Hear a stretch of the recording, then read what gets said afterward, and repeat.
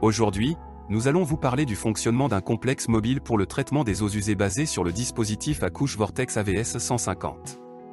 Notre unité mobile est conçue pour traiter les eaux usées contenant des métaux lourds, de l'arsenic, des fluorures, des cyanures, du phénol et de nombreux autres éléments polluant l'eau avec une capacité allant jusqu'à 18 mètres cubes par heure. Dans cette vidéo, le fonctionnement du complexe sera présenté à l'aide de l'exemple du traitement des eaux usées de l'atelier de galvanoplastie contenant du chrome hexaval. Les composés de ce métal sont toxiques et provoquent une intoxication en cas d'ingestion. La teneur en chrome des eaux usées rejetées est donc strictement réglementée. Dans les échantillons prélevés, la concentration en chrome hexaval était près de 7300 fois supérieure aux taux admissibles.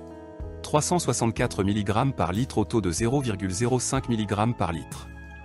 Une méthode de traitement chimique est généralement utilisée pour éliminer les métaux lourds des eaux usées.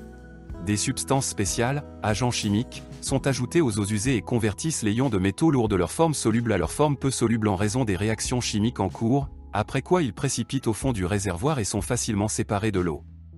Si les concentrations de chrome hexaval sont élevées, un traitement en 2 étapes est recommandé. Lors de la première étape, le chrome hexaval plus toxique est converti en chrome trivalent moins toxique, et lors de la deuxième étape, le chrome trivalent est converti en composé peu soluble après interaction avec l'agent chimique et éliminé sous forme de précipité. Discutons de la façon dont ces processus sont mis en œuvre dans le complexe mobile GlobeCore AVS 150K. Les eaux usées peuvent provenir de différents ateliers et contenir du chrome de différentes concentrations. Dans ce cas, il est difficile de calculer correctement la quantité d'agents chimiques. Ainsi, pendant le quart de travail, tous les effluents sont collectés dans un réservoir d'équilibrage séparé où la concentration est égalisée. Une fois le réservoir d'équilibrage rempli, le mécanisme à flotteur se déclenche et génère un signal de démarrage sur le panneau de commande de l'appareil. Une fois le signal reçu, la pompe à vide démarre et met sous tension le pipeline.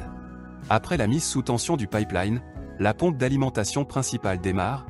L'eau entre dans la chambre de mélange où une solution d'agent chimique, c'est-à-dire du sulfate de fer, est fournie par une pompe doseuse. Après le pré-mélange, l'eau et l'agent chimique entrent dans la chambre de fonctionnement du dispositif à couche Vortex où le chrome hexaval est converti en chrome trivalent, après quoi il entre dans le réservoir de stockage.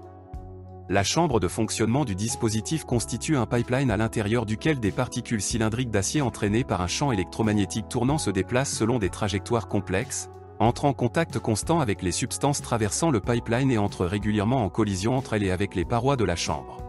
Dans le même temps, divers phénomènes physiques apparaissent dans la zone de fonctionnement de l'appareil, grâce auxquels on obtient non seulement un mélange d'eau et d'agents chimiques, mais également un déroulement de réactions chimiques plus complet et plus intensif. De plus, seuls quelques kilowatts de puissance active sont dépensés pour créer un champ électromagnétique tournant. Ainsi, la présence d'un dispositif à couche Vortex rend le complexe plus compact du fait que le mélange se produit dans le flux et ne nécessite pas de grands réservoirs de mélange, économe en énergie en raison de l'arrêt de l'utilisation de mélangeurs mécaniques, et permet également d'économiser des agents chimiques coûteux dus au déroulement rapide des réactions chimiques. Lors de la deuxième étape, l'eau est pré-mélangée avec un agent chimique, à savoir du lait de chaux, et pénètre à nouveau dans la chambre de fonctionnement du dispositif à couche Vortex où se termine une réaction chimique visant à transformer le chrome trivalent en composé peu soluble. Ensuite, l'eau entre dans le réservoir, se dépose et est séparée en fractions liquides, eau purifiée, et solide, précipitée. Une fois le traitement terminé, nous avons analysé l'eau traitée et obtenu les résultats suivants. Le chrome hexaval n'est pas contenu. Concentration en chrome totale 0,05 mg par litre. pH égale 8. Ces paramètres sont conformes aux tarifs en vigueur et l'eau traitée peut être utilisée dans les systèmes d'approvisionnement en eau de recyclage des entreprises industrielles. L'eau traitée peut être rejetée dans les pêcheries ou dans le réseau d'égouts. Pour plus d'informations, veuillez visiter notre site web www.globecore.com.